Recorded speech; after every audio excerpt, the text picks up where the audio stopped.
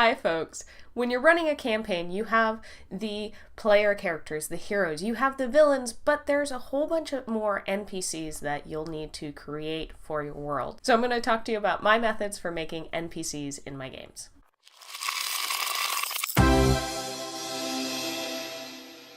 So I've got a whole other video all about creating the villains for your story. You can go check that out up here. But there's a lot more folks than just good guys and bad guys in a world. So you need to create some other characters to fill that world. So here are some of the things that I've learned as I've been running my campaign and trying to come up with NPCs. First thing is, you don't have to flesh out every single NPC. In fact, that would probably drive you crazy.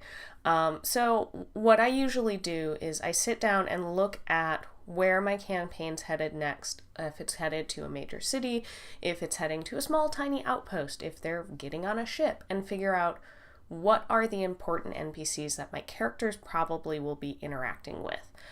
So is there an NPC who's going to be giving them the quest? Like when they first started out in the tavern, I knew I needed the tavern keeper and the mayor, and a couple of other small NPCs if they decide to go chat to them. So for those characters, I flesh out a little bit more. Now, if they're not a character that's going to be really interacting in any kind of combat, I usually don't put together a character sheet because I can just pull stats from one of the handbooks if I need to pull stats, but a lot of the NPCs aren't going to be involved in combat, so you might need to figure out maybe some more social stats if that's important, or just roll with it. A lot of the NPCs, I tend to just roll with it, and if I really need it, I will refer to some base NPC stats. Now, I will put together character sheets for NPCs that are going to be kind of joining the party and possibly getting into combat, stuff like that, where I need to know a little bit more of like, okay, this is a NPC that has a class, that has stats, that has abilities that might come into play. There are a couple of different ways that I've gone about putting together these character sheets. I've used D&D Beyond. I've also used some just NPC or character generators that I've found online.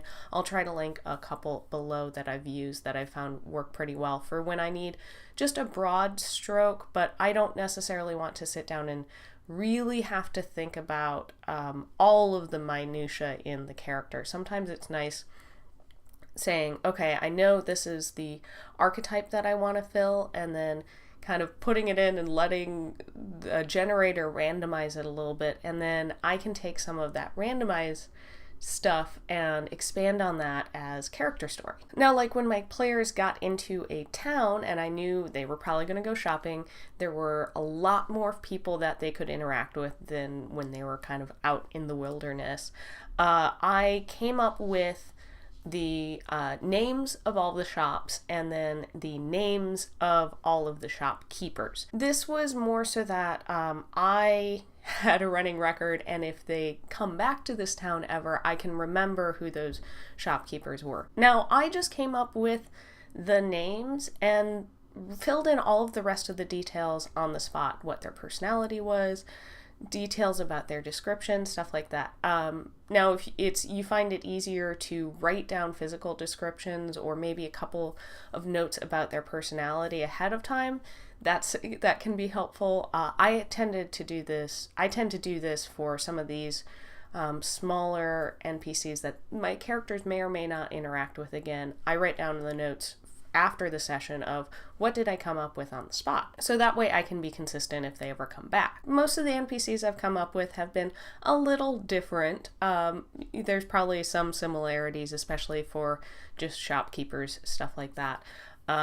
You don't have to have every single NPC in your campaign have like a deep, huge backstory. They might, but your characters aren't probably going to care about the shopkeeper at the bakery's backstory when all they want to do is buy a loaf of bread.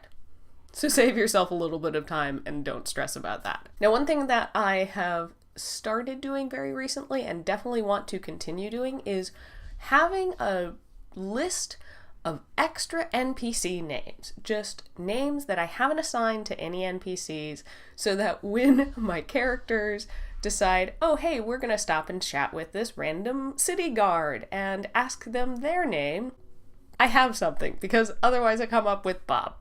And suddenly, every NPC that I didn't plan for is named Bob.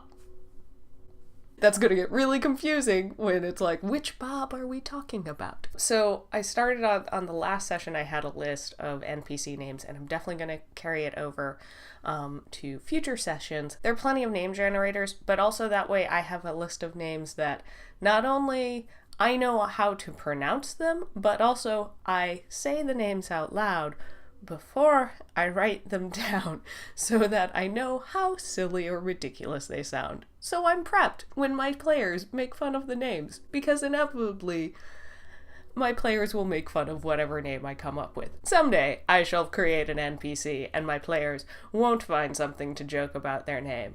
But that day has yet to come. And when I am creating NPCs on the fly, I tend to just draw character ideas from people I know, people I've seen on TV. And I try and avoid being super stereotypical, but there's also, the stereotypes exist for a reason. So having a fun, bubbly baker character, okay, that's okay. Especially if not every single time they run into a baker, it's the same exact character. Or I don't know, maybe in your world, all of the bakers come from the same family, and so they do seem like all of the same character. Like, that's one way of maybe, like, if you have limited NPC ideas, or just your acting ability as NPCs is limited, that's a possible way of kind of being like, hey guys, I know I'm not the best at coming up with all of these different personalities, but here's an inside joke on why all of these NPCs seem to be the same. And to a certain extent, it's okay to have similar NPCs.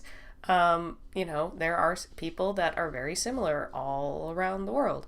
I think as long as you're adding some variety, whether it's in the personality, in the name, in the race or gender, trying to make sure that you have a complete world. And that's something that I've been trying to do with my NPCs. Of oftentimes I just use a randomizer, but I do, when using a randomizer, then check back over it to see, did the randomizer just give me 5 male names that all sound super alike? Okay, well, I'll run it again and try and get something that's a little bit more representative of an actual society. And another thing is have reoccurring NPCs. You don't have to have a new character for everything. In fact, it's actually really exciting for the players to get to form relationships and run into some of the same folks time after time.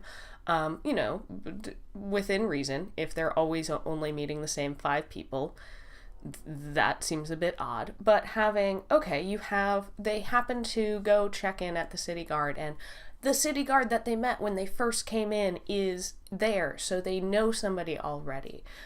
Finding ways to, maybe not that everybody is somebody that they know, but that they walk into a situation and recognize somebody, and so there's a character there that you can use as this is the character that my players are probably going to interact with because they already know them. So it not only makes it fun for your players to develop these relationships with the NPCs, but it also makes it fun for you because you get to flesh out some of these NPCs a little bit more.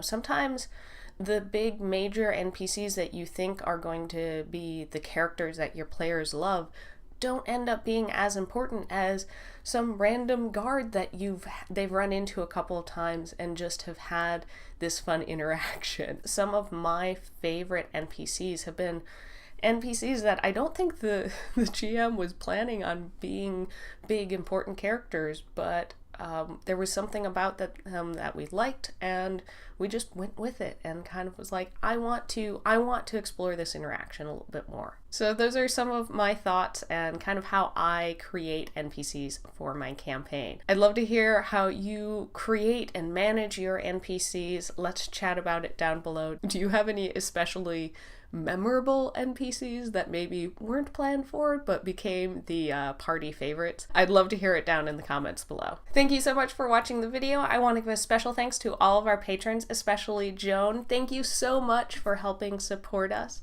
If you're interested in becoming one of our patrons, getting some cool perks, and helping us make more videos, do more reviews, paint more minis, you can head over to our Patreon page and check out the perks. You can also show your support by liking and sharing this video and subscribing to the channel so you don't miss any of our upcoming videos. Thank you so much for watching, and we'll see you next time on Roll for Initiative.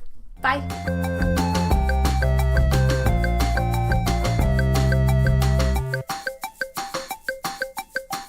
So for the NPCs, it just got so much darker. Apologize for the lighting change. The clouds are doing weird things today.